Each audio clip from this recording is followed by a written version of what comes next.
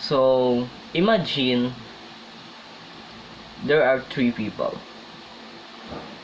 The first one is walking down the aisles. While she was walking, there are two women talking with each other, like gossiping. Now, let's say there is a multiverse. In the first universe, there are two women talking with each other, and there's one walking, and she thinks, these two people are walking, and why should I care? Screw it, I'll just walk. Meanwhile, on the other multiverse, there are two people gossiping, and while she walks, she looks and said, wait, what if they are gossiping at me? And she's gone. So both two women walk down the same aisles. However, they have different interpretation on that same event. And it's quite an interesting one because most of the things in life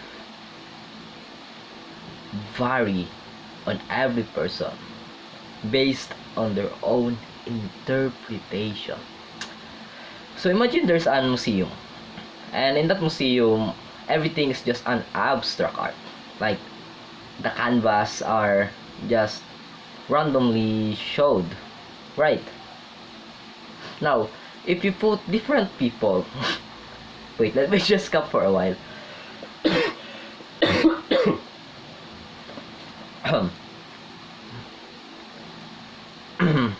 Fudge, not really feeling well talking too much because hi. Anyway, back to the topic. Let's say there's a canvas art, right? And in that canvas art, if you put many people in there, you know what's interesting?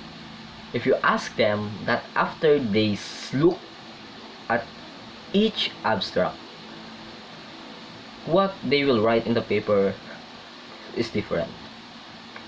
Because in that same abstract art, they have different perspective.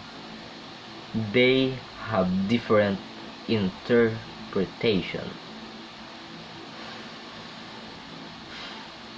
And it's interesting one because most of our interpretation, most of our perspectives really is just the result of our past events, past actions, right?